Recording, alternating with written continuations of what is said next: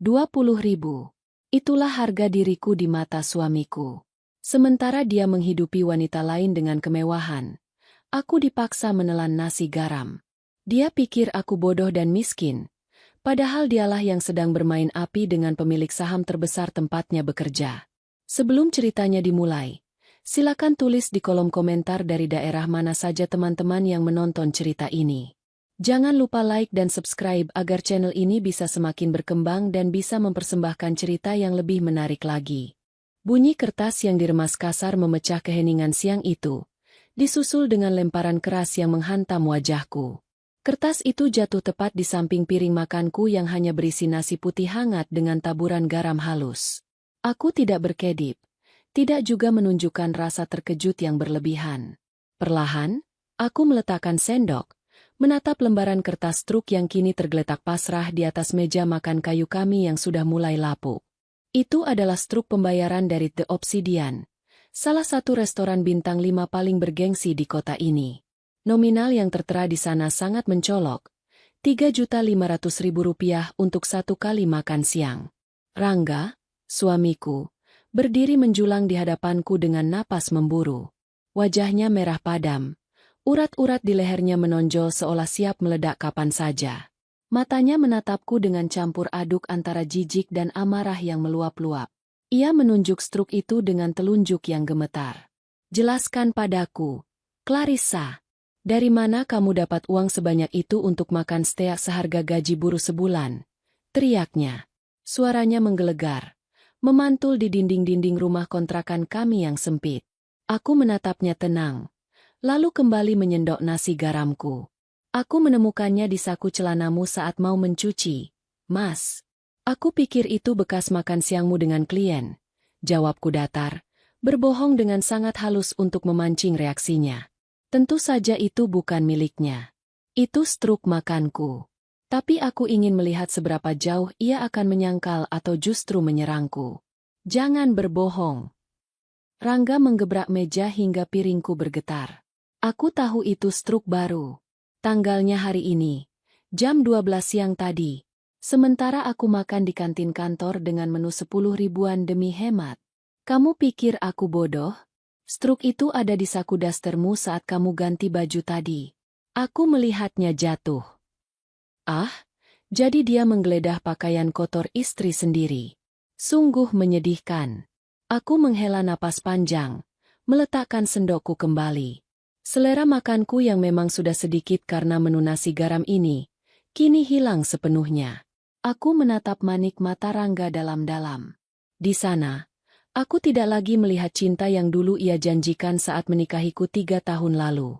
Yang ada hanyalah perhitungan dan ketidakpercayaan. "Kalau memang itu strukku, kenapa, Mas? Apa salah kalau seorang istri ingin makan enak sesekali?" Tanyaku pelan namun menohok. Rangga tertawa. Sebuah tawa yang terdengar sangat meremehkan dan menyakitkan hati.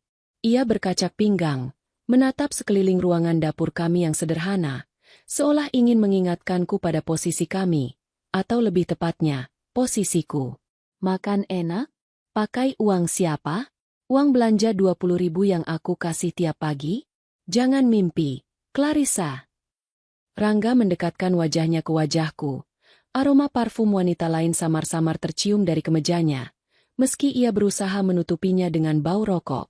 20.000 itu cuma cukup buat beli tempe dan kangkung. Mustahil kamu bisa masuk restoran semewah itu kecuali kamu menjual diri. Kata-kata itu meluncur begitu saja dari mulutnya. Setajam sembilu yang langsung mengiris ulu hatiku. Menjual diri. Suamiku sendiri menuduhku melacurkan diri hanya karena selembar struk makan siang. Padahal, jika ia tahu siapa aku sebenarnya, jika ia tahu bahwa restoran tempat struk itu dicetak adalah salah satu dari sekian banyak aset yang aku warisi dari mendiang ayahku, mungkin dia akan bersujud di kakiku saat ini juga. Tapi tidak, aku belum mau membuka kartu itu. Belum saatnya. "Jaga mulutmu, Mas." Suaraku mulai meninggi, meski aku tetap berusaha duduk tegak. "Tega sekali kamu menuduh istrimu sendiri seperti itu. Apa di matamu aku serendah itu?" "Lalu apa lagi?" potong Rangga cepat. "Kamu tidak kerja, tidak punya penghasilan, Orang tuamu juga sudah meninggal dan tidak meninggalkan apa-apa selain hutang budi. Dari mana kamu punya uang jutaan buat makan siang kalau bukan dari om-om hidung belang? Mengaku saja. Clarissa, siapa gadun yang membelikan mustea itu? Atau jangan-jangan kamu sudah sering melakukan ini di belakangku? Aku mengepalkan tangan di bawah meja. Rasanya ingin sekali aku mengambil struk itu, menjejalkannya ke mulut Rangga, dan berteriak bahwa akulah pemilik saham mayoritas restoran itu. Bahwa aku makan di sana bukan dibayari orang lain, melainkan mencicipi menu baru dari bisnisku sendiri, menggunakan dividen yang nilainya ratusan kali lipat dari gaji bulanannya. Namun, aku teringat rencana besarku. Kemarahan ini harus ditahan. Balas dendam terbaik disajikan dingin, bukan meledak-ledak tanpa persiapan. Aku makan pakai uang tabunganku sendiri. Mas, uang sisa-sisa warisan lama yang aku simpan. Elaku, memberi alasan yang masuk akal namun tetap memancing emosinya. Bohong. Warisan apa? Kamu itu miskin. Clarissa. Miskin. Rangga membentak lagi. Kali ini ia meraih dompet dari saku belakang celananya. Ia mengeluarkan selembar uang Rp20.000 yang sudah lusuh, lalu melemparnya ke wajahku. Uang itu melayang pelan sebelum jatuh ke lantai, tepat di dekat kakiku. Ambil itu. Itu jatahmu besok. Kalau kamu tidak bisa masak daging buat aku nanti malam pakai uang itu, jangan harap aku pulang ke rumah. Dan dengar baik-baik, kalau sampai aku menemukan bukti kalau kamu selingkuh atau jual diri, detik itu juga aku ceraikan kamu dan aku usir kamu dari rumah ini tanpa bawa apa-apa selain baju yang menempel di badanmu. Ancamnya dengan mata melotot. Ironi ini begitu pekat hingga rasanya mencekik. Dia, Rangga, seorang manajer tingkat menengah yang merasa dirinya raja, sedang mengancam mengusirku dari rumah yang sertifikat aslinya sebenarnya tersimpan rapi di brankas bank atas namaku, warisan ibuku yang aku rahasiakan darinya. Dia memberiku 20.000 untuk masak daging, sementara dia sendiri baru saja menghabiskan jutaan rupiah untuk membelikan hadiah bagi wanita simpanannya. Aku tahu itu. Aku tahu segalanya. Rangga berbalik badan, menyambar kunci mobilnya di atas meja. Aku muak melihatmu. Dasar wanita tidak tahu diuntung. Dikasih hati minta jantung.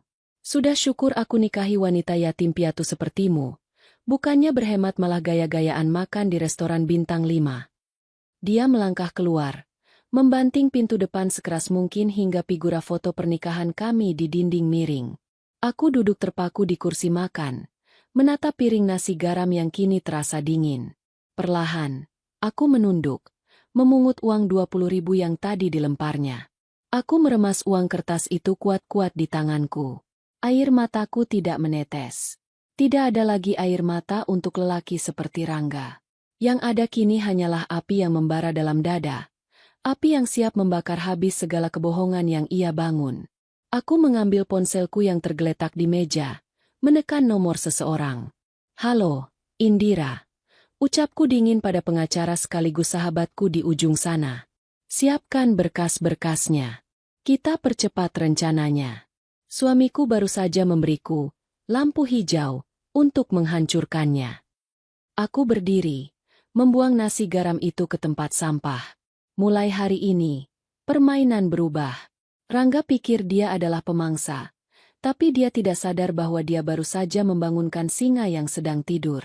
Untuk memahami mengapa aku, Clarissa, seorang wanita yang sebenarnya memiliki aset miliaran rupiah, bersedia duduk diam menerima hinaan dan uang 20.000 perak setiap hari, kita harus mundur ke 6 bulan yang lalu. Saat itu, aku masih menjadi istri yang naif, istri yang percaya bahwa cinta adalah tentang berkorban dan saling menguatkan di masa sulit. Aku menyembunyikan latar belakang kekayaanku karena amanat mendiang ayah.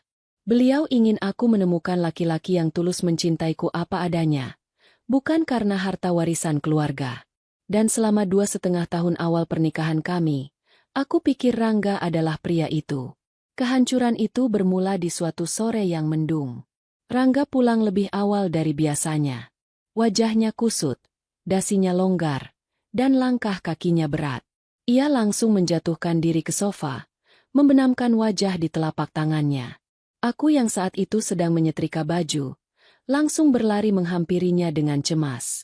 Mas, ada apa? Kamu sakit? Tanyaku lembut sambil memijat bahunya. Rangga menggeleng lemah, lalu menatapku dengan mata yang berkaca-kaca. Aktingnya saat itu sungguh luar biasa. Layak mendapat piala. Dek, maafkan Mas. Perusahaan Mas sedang kolaps. Ada efisiensi besar-besaran. Mas tidak di PHK, tapi gaji Mas dipotong 70%. Bonus dihapus. Tunjangan hilang. Jantungku mencelos mendengarnya. Aku tahu betapa bangganya Rangga pada pekerjaannya. Tanpa ragu, aku memeluknya erat. Tidak apa-apa, Mas. Yang penting kamu sehat dan masih punya pekerjaan. Kita bisa hadapi ini sama-sama. Aku punya sedikit tabungan. Kita bisa pakai itu dulu. Rangga melepaskan pelukanku perlahan, memegang kedua tanganku. Tidak, Dek. Mas tidak mau pakai tabunganmu. Itu uang peganganmu. Kita harus berhemat ekstrim. Mulai besok, Mas hanya bisa kasih kamu uang belanja 20.000 sehari. Mas tahu itu sulit. Tapi tolong mengerti kondisi Mas ya. 20.000. Di zaman sekarang, uang segitu bahkan tidak cukup untuk membeli 1 kilogram beras kualitas sedang dan lauk pauk yang layak. Tapi karena rasa cintaku dan empatiku melihat penderitaan suamiku, aku mengangguk mantap. Iya, Mas. Aku akan atur. Aku bisa masak sayur bening, tahu, tempe. Kita pasti bisa lewati ini. Sejak hari itu, nerakaku dimulai. Setiap pagi aku ke pasar tradisional, menawar sayuran layu sisa kemarin agar dapat harga murah. Aku berdebat dengan tukang ayam hanya untuk membeli ceker atau kepala ayam karena dagingnya terlalu mahal. Aku belajar mengolah bahan makanan seadanya agar tetap terasa enak. Seringkali, aku hanya makan nasi dengan garam atau kerupuk agar Rangga bisa makan telur atau potongan kecil ikan yang kubeli. Aku rela kelaparan demi dia. Aku rela kulitku kusam karena tidak pernah beli skincare lagi demi menghemat anggaran rumah tangga. Namun, kebenaran itu terungkap dengan cara yang sangat menyakitkan sebulan yang lalu. Hari itu, Rangga terburu-buru berangkat kerja dan melupakan laptop pribadinya yang masih menyala di meja ruang tamu. Niat awalku hanya ingin mematikannya. Tapi saat aku menyentuh trackpad, layar menyala menampilkan halaman e-banking yang belum dilogout. Mataku terbelalak melihat saldo yang tertera di sana. Ratusan juta rupiah. Jauh lebih banyak dari saldo tabungan kami saat dia mengaku bangkrut. Penasaranku memuncak. Dengan tangan gemetar, aku membuka menu mutasi rekening. Tidak ada tanda-tanda pemotongan gaji. Justru sebaliknya, ada transfer masuk dari kantornya dengan nominal penuh. Bahkan ada bonus kuartalan yang cair 2 minggu lalu. Air mataku mulai menggenang. Jadi selama ini dia berbohong? Kenapa? Untuk apa dia menyiksaku dengan uang 20.000 jika dia punya uang sebanyak ini? Jawabannya kutemukan di baris-baris mutasi pengeluaran. Hampir setiap hari ada transfer keluar ke satu nama yang sama. Bella. Transfer ke Bella. 5 juta rupiah. Keterangan, hadiah anniversary, transfer ke Bella, 2.500.000 rupiah. Keterangan, belanja bulanan, pembayaran kartu kredit, 15 juta rupiah, tagihan hotel luxury ke butik. Duniaku runtuh seketika. Lututku lemas hingga aku terduduk di lantai. Ternyata, kebangkrutan, itu hanyalah skenario busuk Rangga untuk mengalihkan anggaran rumah tangga kami kepada wanita lain. Dia membiarkan istrinya makan nasi garam dan mengemis diskon di pasar. Sementara dia memanjakan selingkuhannya Mbak Ratu. Rasa sakit itu berubah menjadi dorongan untuk membuktikan segalanya dengan mata kepalaku sendiri. Siang itu juga, aku berdandan rapi, menggunakan pakaian lamaku yang masih bagus dan kusembunyikan di bagian belakang lemari.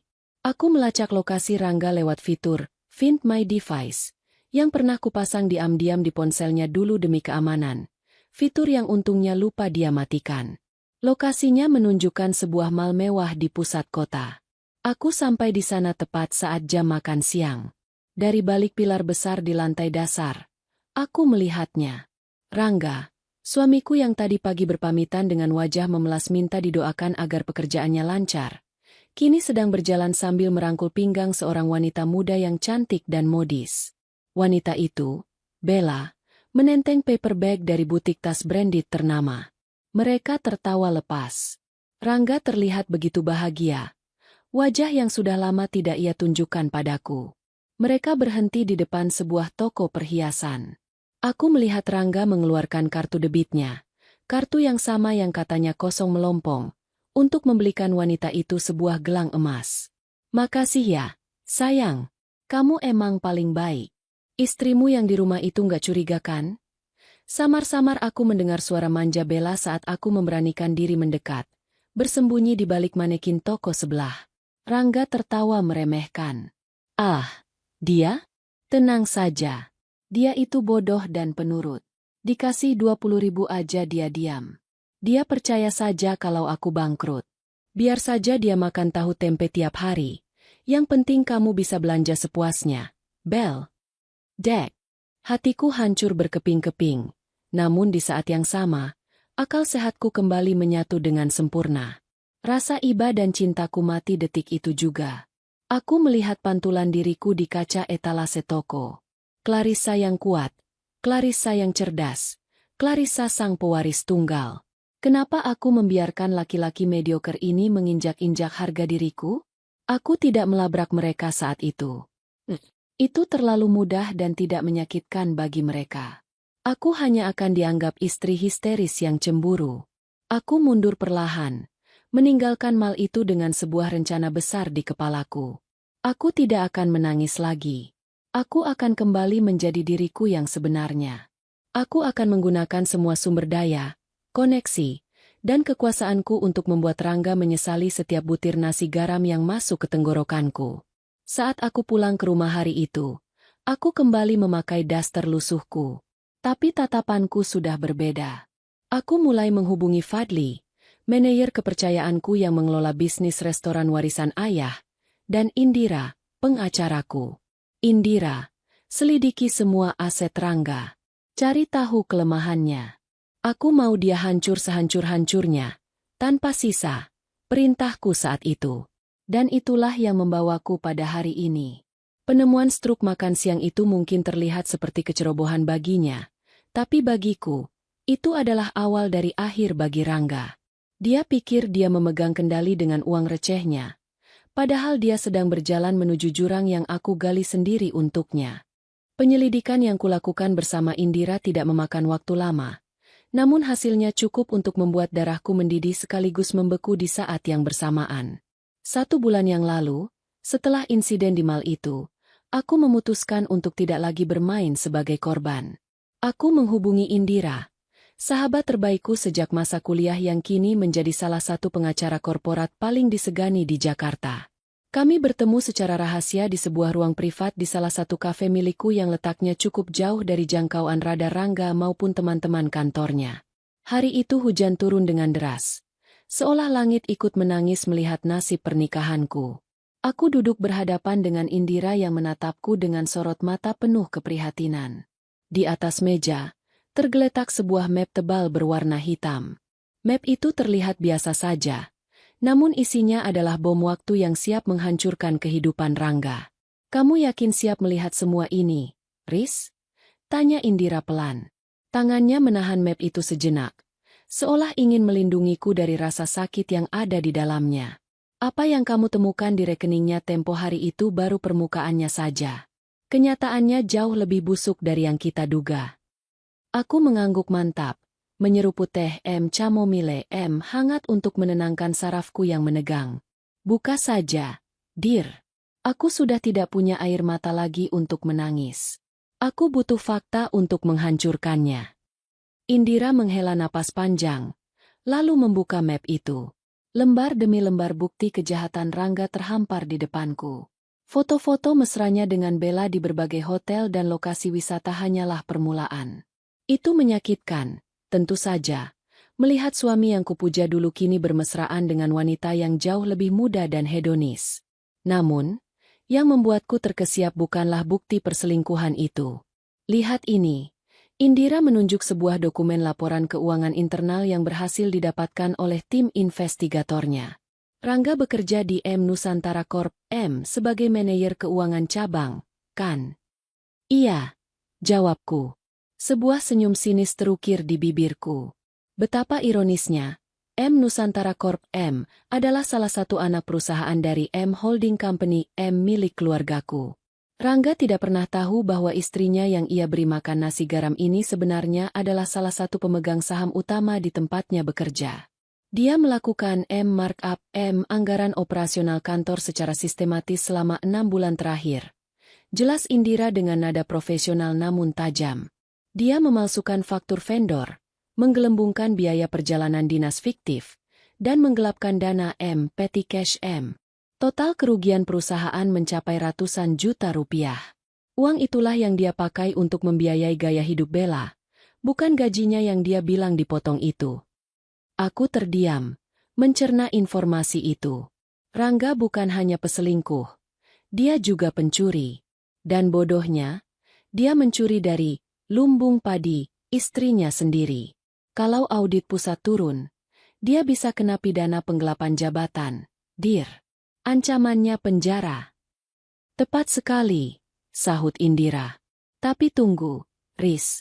Itu belum bagian terburuknya. Ini yang membuatku benar-benar marah padanya. Indira mengeluarkan sebuah dokumen lain yang membuat jantungku seakan berhenti berdetak. Itu adalah salinan akta pemberian hak tanggungan. Mataku membelalak saat membaca detail properti yang tertera di sana. Rumah kami. Rumah yang kami tempati sekarang. Rumah itu adalah satu-satunya aset fisik yang kubawa ke dalam pernikahan. Warisan dari ibuku yang sertifikatnya tersimpan di brankas lemari kamar kami. Bagaimana mungkin? Suaraku bergetar. Sertifikat aslinya ada di rumah. Kuncinya hanya aku yang pegang. Dia mencurinya. Riz, mungkin saat kamu tidur atau saat kamu lengah. Dan lihat tanda tangan di kolom, pemberi hak tanggungan. Tunjuk Indira pada sebuah guratan tinta di bagian bawah dokumen. Di sana, tertera nama lengkapku dan sebuah tanda tangan yang sangat mirip dengan tanda tanganku. Namun aku tahu pasti itu bukan goresan tanganku. Dia memalsukan tanda tanganmu, kata Indira dengan geram. Dia menggadaikan rumah warisan ibumu ke rentenir berkedok koperasi simpan pinjam ilegal untuk mendapatkan uang tunai cepat sebesar 300 juta rupiah. Dan dari informasi yang kudapat, dia sudah menunggak pembayaran bunga selama 2 bulan. Kalau ini dibiarkan, rumah itu bisa disita paksa. Tanganku mengepal begitu erat hingga kuku-kukunya memutih. Amarah yang kurasakan bukan lagi sekadar cemburu, melainkan murka yang mendalam. Rumah itu adalah kenangan terakhirku bersama ibu. Di sanalah aku tumbuh. Di sanalah ibu menghembuskan napas terakhirnya. Rangga tahu betapa berartinya rumah itu bagiku. Dan dia dengan entengnya mencuri sertifikatnya, memalsukan tanda tanganku, dan mempertaruhkannya demi membelikan tas mewah untuk pelakor itu. Dia sudah melewati batas. Desisku. Suaraku terdengar dingin dan asing, bahkan bagi telingaku sendiri. Selingkuh itu satu hal.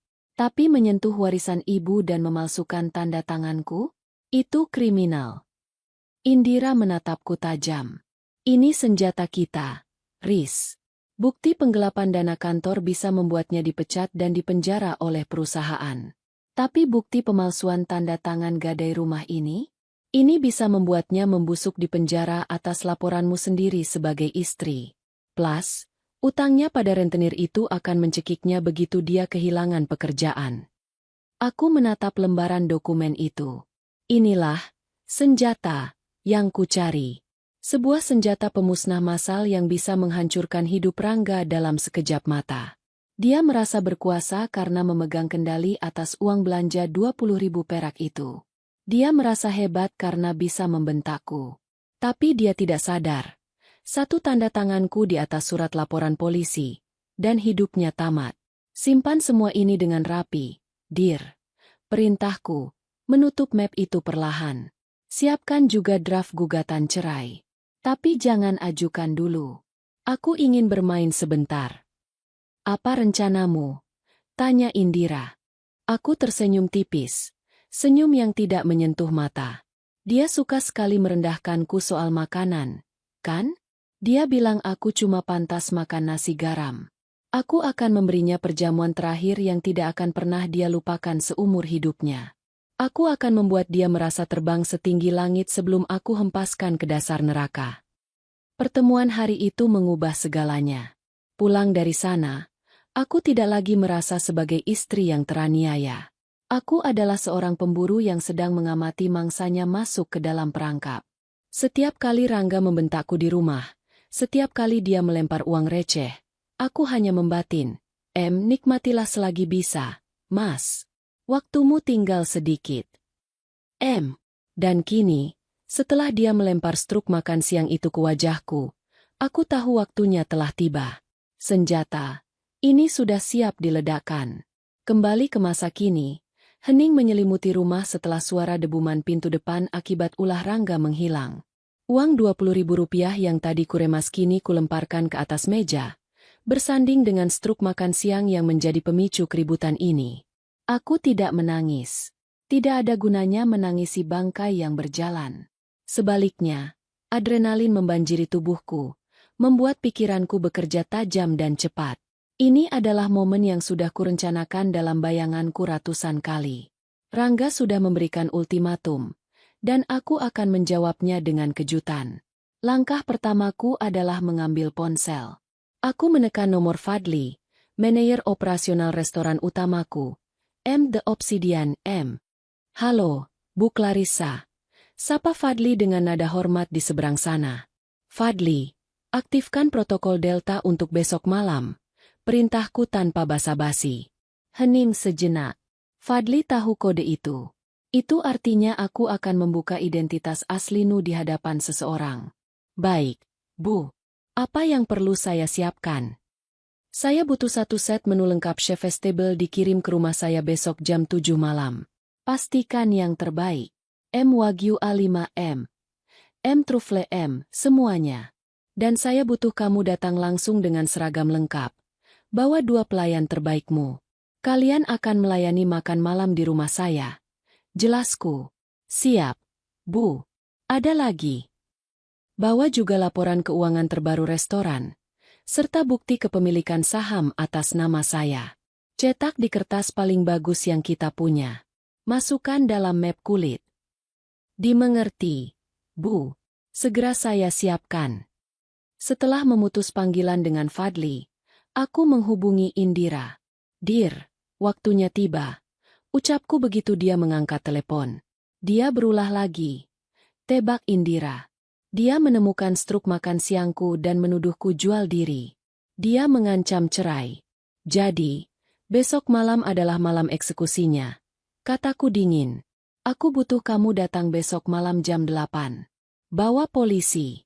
Kita akan laporkan kasus pemalsuan dokumen gadai rumah itu on the spot saat dia ada di rumah.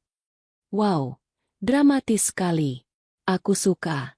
Sahut Indira. Aku akan koordinasikan dengan kenalan di polsek setempat. Pastikan dia tidak kabur sebelum kami sampai. Tenang saja. Dia tidak akan kemana-mana. Dia akan terlalu sibuk memungut harga dirinya yang hancur. Setelah urusan logistik dan hukum selesai, kini saatnya memancing mangsa utama dan para pendukungnya. Aku duduk di sofa, mengetik pesan WhatsApp untuk Rangga.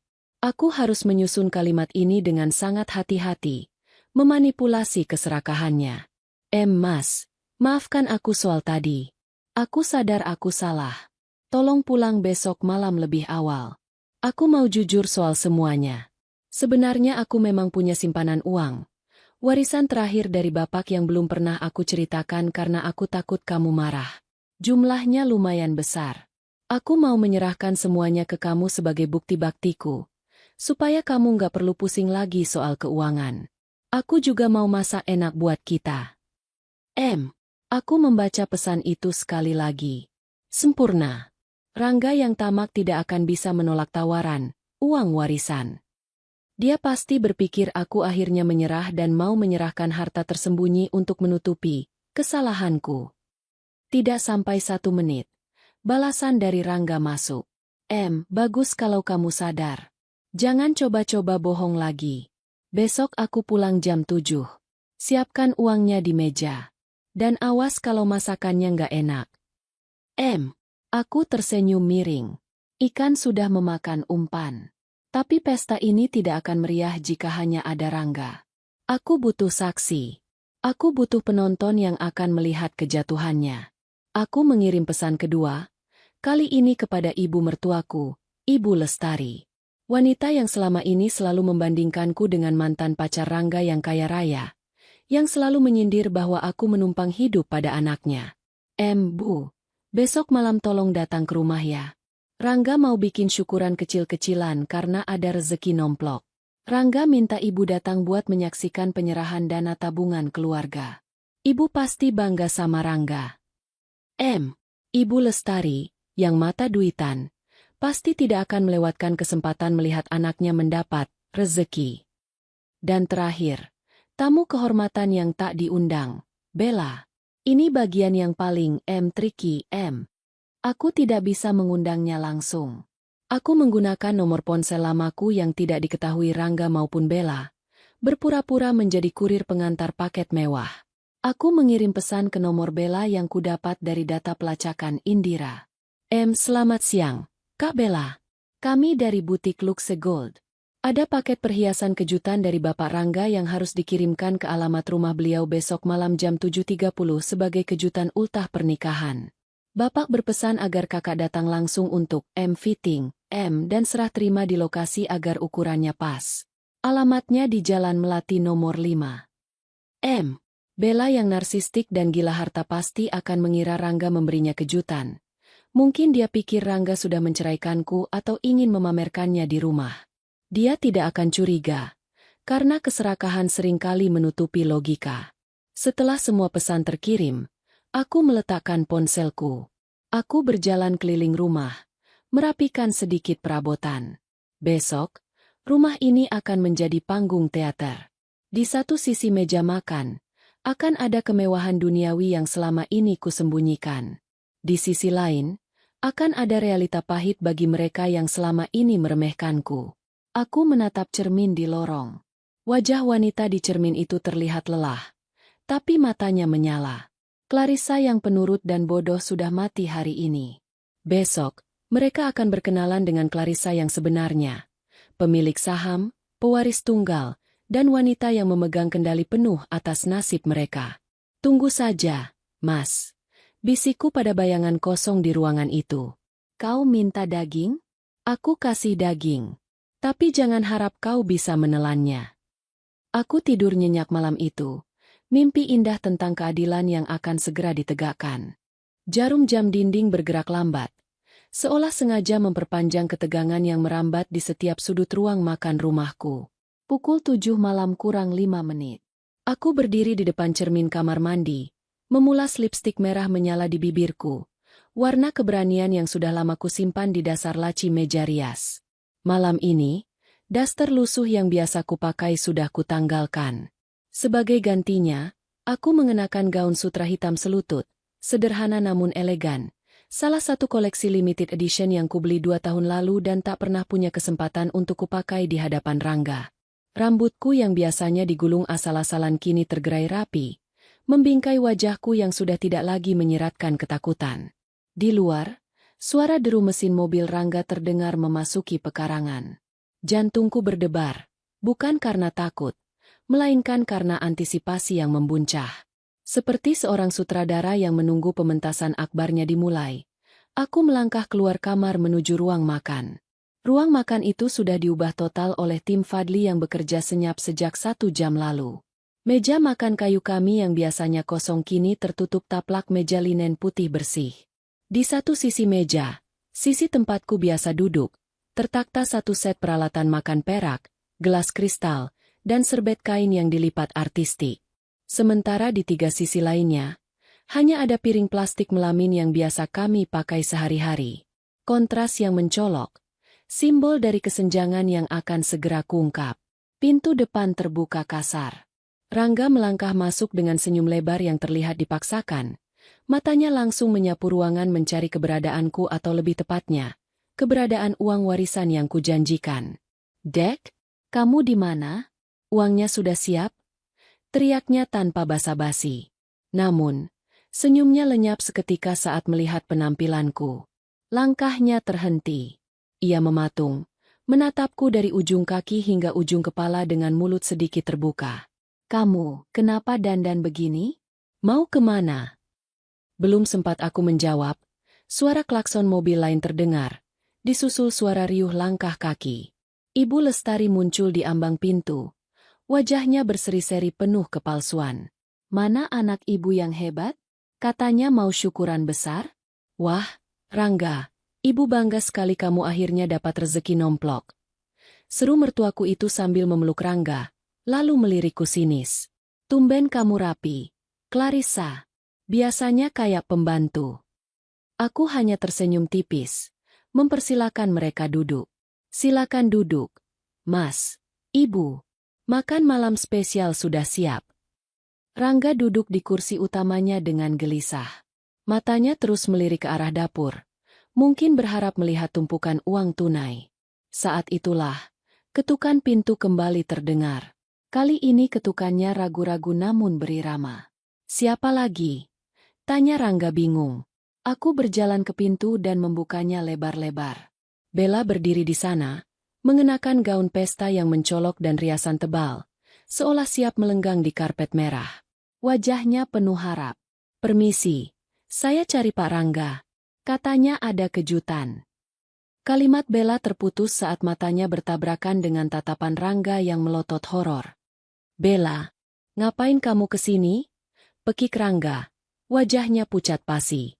Bella tampak bingung, lalu menatapku dengan tatapan meremehkan.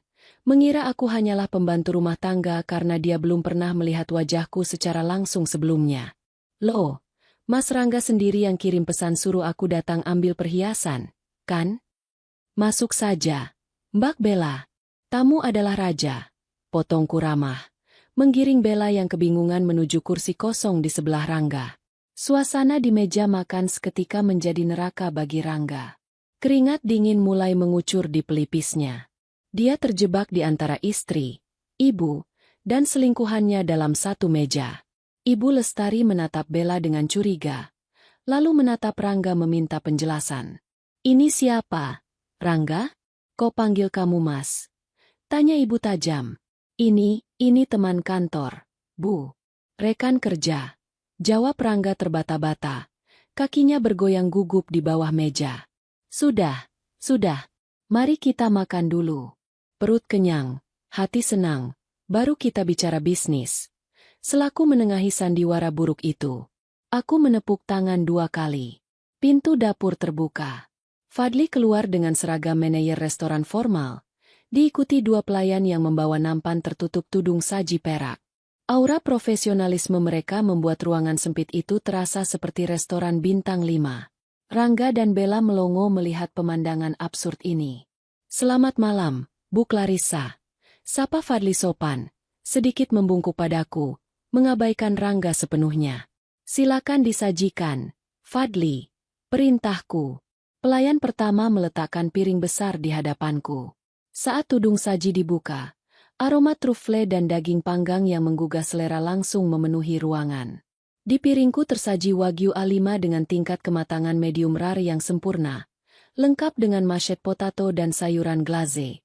Kemudian, pelayan kedua menyajikan makanan untuk Rangga, Ibu Lestari, dan Bella. Piring plastik mereka diletakkan dengan bunyi tuk yang agak kasar di atas meja. Tidak ada tudung saji perak untuk mereka. Rangga menatap piringnya dengan mata nyaris keluar. Di sana, hanya ada segunung nasi putih dan sesendok teh garam dapur kasar di sampingnya. Menu yang sama persis tersaji untuk Ibu Lestari dan Bella. Apa-apaan ini, Clarissa? Bentak Rangga, mencoba menutupi kegugupannya dengan amarah. Kamu bilang mau masak enak. Kenapa cuma aku yang dapat nasi garam sementara kamu makan steak? Bella memandang nasi garam itu dengan jijik. Ih, ini maksudnya apa sih? Mas, kok istrimu kurang ajar banget nyuguhi tamu nasi ginian? Aku mengiris daging wagyuku dengan tenang, membiarkan pisau bergerigi itu meluncur mulus membelah serat daging yang lembut. Aku memasukkan potongan daging itu ke mulut, mengunyahnya perlahan, menikmati ledakan rasa gurih yang menyebar di lidah, sementara 3 orang di depanku menelan ludah. Kurang ajar? Tanyaku lembut setelah menelan daging itu. Loh, Bukannya ini menu favoritmu, Mas? Setiap hari kamu memberiku uang 20.000 dan bilang itu cukup. Kamu bilang aku harus bersyukur. Jadi, malam ini aku ingin kamu, ibumu, dan wanita simpananmu ini merasakan betapa nikmatnya rasa syukur itu. Jaga mulutmu. Ibu Lestari menggebrak meja. Berani-beraninya kamu sebut anak saya punya simpanan. Dan kamu makan enak sendirian pakai uang siapa? Uang anakku. Aku meletakkan pisau dan garpu dengan denting yang nyaring. Tatapanku berubah dingin, menusuk langsung ke manik mata Rangga yang kini terlihat seperti tikus terpojok. Mas Rangga, panggilku pelan namun penuh penekanan. Daging ini rasanya enak sekali. Sayang kamu tidak bisa memakannya. Mungkin karena sebentar lagi kamu akan terbiasa dengan menu makanan penjara. Rangga tersentak. Maksudmu apa? Aku dengar audit internal di Nusantara Corp sedang gencar-gencarnya ya?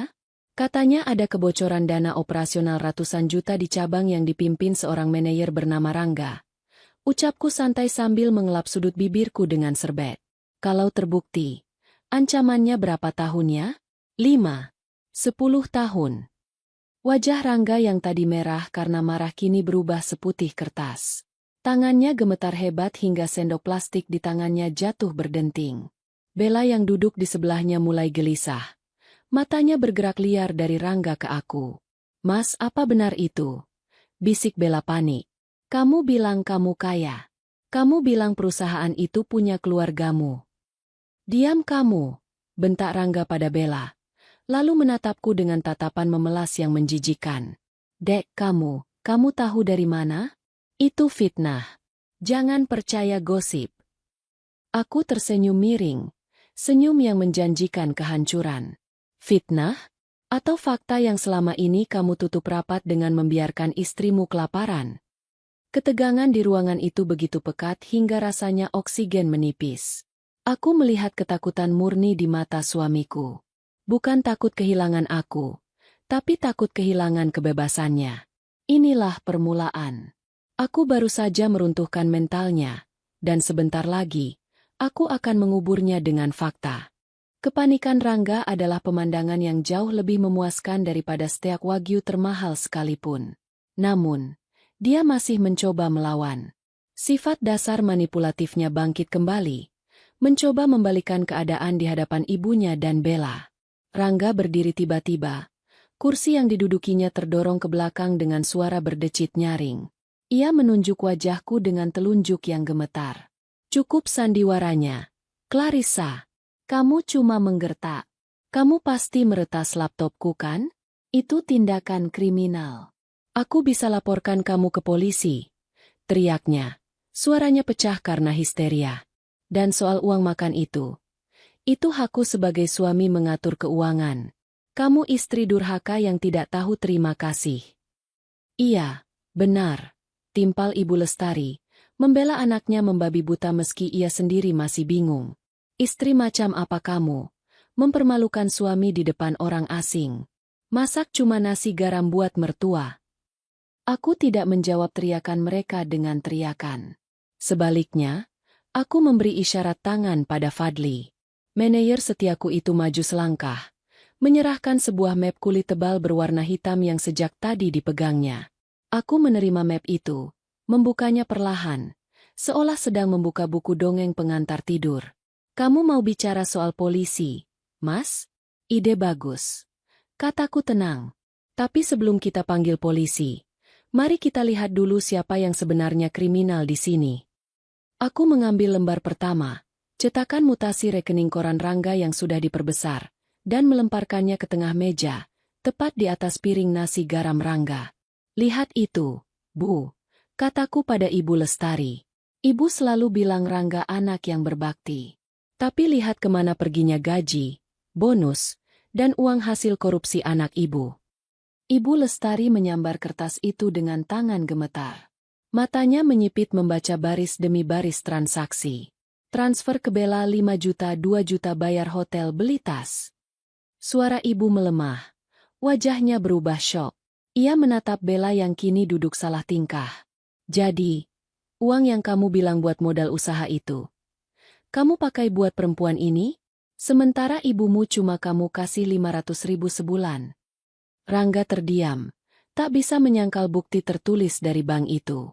Dan kamu, Bella, aku beralih menatap wanita muda itu. Kamu pikir Rangga ini, sugar daddy, kaya raya? Lihat kertas selanjutnya. Aku melempar bukti tagihan kartu kredit Rangga yang sudah over limit dan surat peringatan tunggakan dari leasing mobil. Bella memungut kertas itu. Matanya membelalak. Utang? Kartu kredit macet? Mobil Pajero ini? Nunggak 3 bulan. Bella menatap Rangga dengan tatapan jijik. Mas, kamu bilang kamu direktur. Kamu bilang mobil itu lunas. Dia bohong. Bel, itu data lama. Rangga mencoba meraih tangan Bella, tapi Bella menepisnya kasar. Cukup soal selingkuhan receh ini, potongku tegas. Suaraku memberat. Masuk ke inti persoalan. Sekarang kita bicara soal rumah ini. Aku mengeluarkan dokumen paling mematikan. Salinan akta pemberian hak tanggungan yang berisi tanda tangan palsuku. Aku mengangkat kertas itu tinggi-tinggi agar Rangga bisa melihatnya jelas. Ingat dokumen ini, Mas? Tanyaku dingin. Wajah Rangga yang tadi pucat kini berubah menjadi abu-abu. Ia tahu persis dokumen apa itu. Kamu mencuri sertifikat rumah warisan ibuku dari brankas. Kamu memalsukan tanda tanganku. Kamu menggadaikannya ke rentenir senilai 300 juta rupiah untuk menutupi gaya hidup borosmu dengan wanita ini. Jelasku, setiap kata kucap seperti palu hakim. Itu pasal 263 KUHP tentang pemalsuan dokumen. Mas, ancamannya 6 tahun penjara. Ditambah penggelapan dalam jabatan di kantormu. Mungkin kamu baru bisa keluar penjara saat rambutmu sudah putih semua. Rangga ambruk kembali ke kursinya. Kakinya seolah tak bertulang. Jack, Clarissa, tolong. Kita bisa bicarakan ini baik-baik. Aku suamimu. Jangan lapor polisi. Suami. Aku tertawa getir. Suami mana yang kasih istrinya makan 20.000 sementara dia makan enak dengan pelakor? Suami mana yang maling harta istrinya? Tapi aku masih suamimu. Harta istri adalah harta suami juga. Rangga mencoba berargumen dengan logika sesatnya. Lagi pula kamu nggak punya apa-apa selain rumah ini. Kalau aku di penjara, siapa yang nafkahin kamu? Saat itulah aku mengeluarkan kartu as terakhirku. Struk makan siang The Obsidian senilai 3,5 juta yang kemarin dia lempar ke wajahku. Kini aku letakkan bersanding dengan dokumen kepemilikan saham mayoritas restoran tersebut atas nama Clarissa Andini. Kamu tanya dari mana aku dapat uang buat makan steak kemarin? Kamu tuduh aku jual diri. Aku mencondongkan tubuh ke depan, menatapnya tajam. Fadli, jelaskan pada bapak ini siapa saya. Perintahku. Fadli maju. Wajahnya serius dan penuh wibawa. Pak Rangga, perkenalkan. Ibu Clarissa Andini adalah pemilik tunggal Andini Group, induk perusahaan yang menaungi jaringan restoran The Obsidian tempat Bapak bekerja di anak perusahaannya. Ibu Clarissa memegang 85% saham mayoritas. Hening. Keheningan yang benar-benar mematikan. Mulut Rangga terbuka lebar. Tapi tidak ada suara yang keluar. Matanya bolak-balik menatapku dan dokumen saham itu. Otaknya seolah korslet mencoba memproses informasi bahwa istri yang selama ini ia injak-injak adalah bos besarnya sendiri. Ibu Lestari memegang dadanya, seolah terkena serangan jantung mendadak. Pemilik restoran? Kamu kaya raya, Riz. Bella, yang menyadari bahwa dia baru saja bersaing dengan konglomerat demi memperebutkan seorang penipu miskin, perlahan memundurkan kursinya, bersiap kabur. Struk 3,5 juta itu uang kecil, Mas. Bisikku, namun terdengar menggelegar di telinga Rangga. Aku makan di sana bukan dibayari gadun. Aku makan di restoranku sendiri. Pakai uang dividenku yang nilainya miliaran. Bukan uang recehmu yang hasil curian itu. Aku berdiri tegak, merapikan gaunku. Rasa puas mengalir deras di darahku melihat kehancuran total di wajah mereka. Rangga bukan hanya kehilangan muka. Dia kehilangan segalanya. Harga diri, pekerjaan, keluarga, dan kebebasannya dalam satu malam. Sekarang, Ucapku sambil melirik jam tangan. Polisi yang dihubungi pengacaraku mungkin sudah sampai di depan pagar untuk menjemputmu atas laporan pemalsuan dokumen. Nikmatilah nasi garam terakhirmu, Mas. Di sel tahanan nanti, menunya mungkin tidak seewah ini. Suara sirine polisi samar-samar terdengar mendekat dari kejauhan, menjadi musik latar yang sempurna untuk mengakhiri sandiwara rumah tangga ini. Rangga menatapku dengan tatapan kosong. Air mata ketakutan mulai menetes di pipinya. Tapi bagiku, air mata itu sudah terlambat. Sangat terlambat. Suara sirine yang meraung-raung itu berhenti tepat di depan pagar rumah, mematikan sisa-sisa keberanian yang dimiliki Rangga. Cahaya biru dan merah dari lampu rotator mobil patroli menyusup masuk melalui celah gorden, memantul di dinding ruang makan, menciptakan bayangan yang mengerikan di wajah-wajah pucat para pengkhianat di hadapanku. Rangga gemetar hebat. Lututnya benar-benar lemas hingga ia merosot dari kursinya. Jatuh berlutut di lantai keramik yang dingin. Jack, Clarissa, tolong jangan biarkan mereka masuk. Aku suamimu. Aku minta ampun. Rengnya. Air mata dan ingus mulai membasahi wajahnya yang dulu selalu ia banggakan ketampanannya. Sungguh pemandangan yang menyedihkan. Laki-laki yang begitu gagah saat melempar uang receh ke wajahku, kini menciut seperti cacing kepanasan saat konsekuensi datang menjemput. Pintu depan terbuka lebar tanpa perlu diketuk. Indira melangkah masuk dengan langkah tegap. Di belakangnya 2 orang petugas kepolisian berseragam lengkap mengikuti dengan wajah tegas. Indira menatapku sekilas dan mengangguk. Sebuah kode bahwa segala bukti sudah diamankan dan surat penangkapan sudah di tangan. Saudara Rangga, ucap salah satu polisi dengan suara berat yang memenuhi ruangan.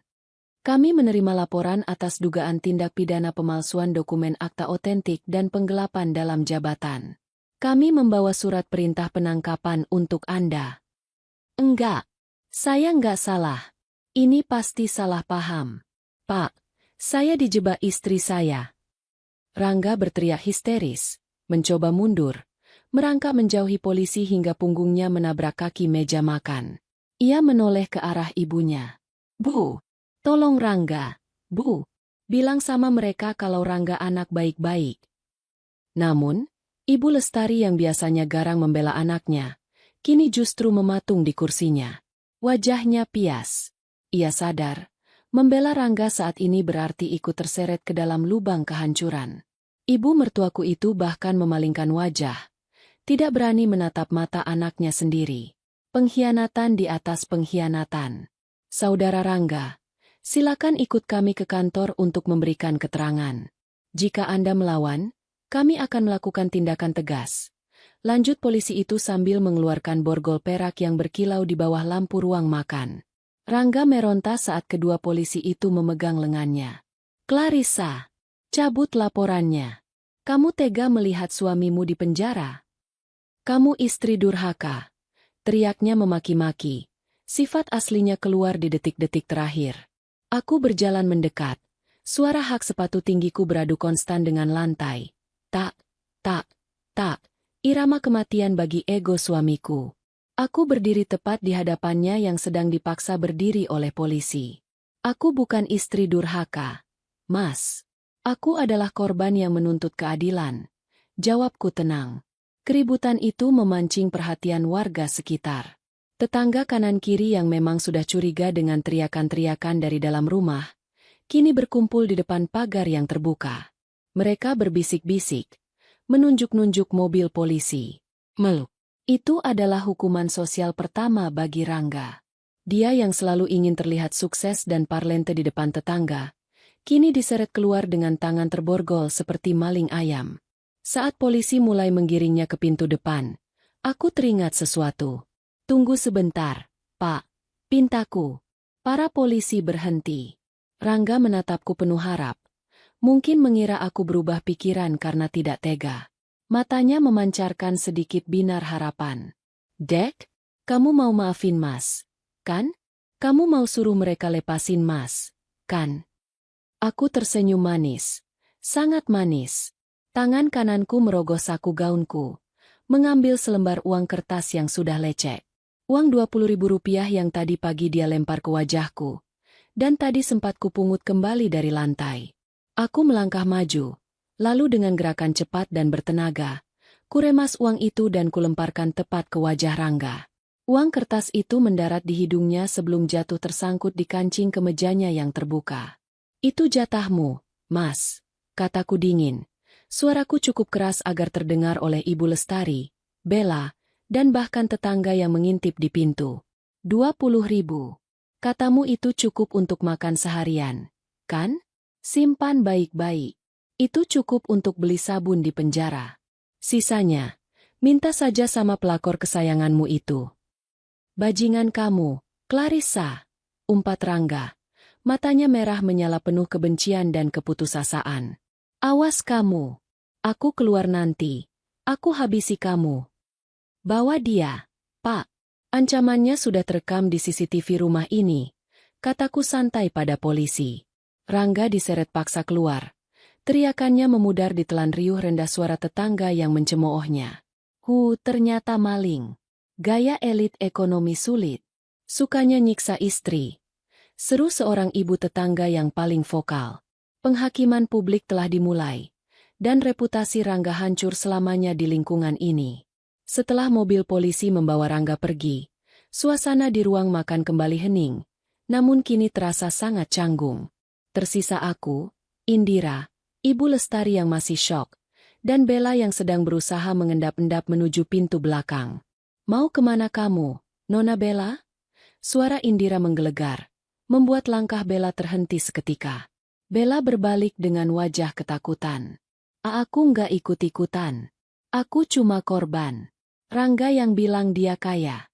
Aku nggak tahu kalau dia maling. Aku menatap Bella dengan tatapan jijik. "Kamu menikmati uang hasil curian itu. Bella, tas yang kamu pakai, gelang di tanganmu, itu dibeli pakai uang perusahaan dan uang gadai rumahku. Secara hukum, kamu penadah." Bella gemetar. Air mata buayanya mulai keluar. "Mbak Clarissa, tolong jangan laporin aku juga. Aku balikin deh barang-barangnya. Urusanmu bukan denganku, tapi dengan debt collector dan polisi nanti saat mereka menyita aset Rangga yang ada padamu." Potongku tajam. "Sekarang, keluar dari rumahku. Detik ini juga. Aku tidak mau lantai rumahku kotor diinjak pelakor sepertimu." Bella tidak perlu disuruh 2 kali. Dia lari terbirit-birit keluar rumah, menabrak bahu tetangga yang masih berkerumun, disambut sorakan cemooh dari mereka. Dia kabur dengan rasa malu yang akan menghantuinya. Terakhir, aku menatap Ibu Lestari. Wanita tua itu masih duduk, menatap piring nasi garam di depannya dengan tatapan kosong. "Ibu juga," ucapku datar. Ibu Lestari mendongak, matanya berkaca-kaca. "Riz, ibu ini mertuamu. Ibu sudah tua." Rangga ditangkap. "Ibu mau tinggal di mana? Ibu punya keluarga besar, kan? Keluarga yang selalu ibu banggakan dan ibu pakai untuk merendahkan saya yang yatim piatu ini." Sindirku. Ibu tahu Rangga selingkuh, tapi ibu diam saja. Ibu menikmati uang haram yang dikasih Rangga. Padahal ibu tahu saya makan nasi garam di rumah. Ibu bersekongkol dalam kejahatan ini. "Clarissa, tolonglah, Ibu hilaf." Ibu Lestari mencoba meraih tanganku. Aku menepisnya pelan namun tegas. "Rumah ini milik saya. Sertifikatnya atas nama saya. Rangga sudah tidak ada di sini. Jadi ibu juga tidak punya hak di sini. Silakan angkat kaki. Saya beri waktu 10 menit untuk mengemasi barang-barang ibu. Atau saya minta satpam kompleks untuk mengeluarkan barang-barang ibu ke jalanan."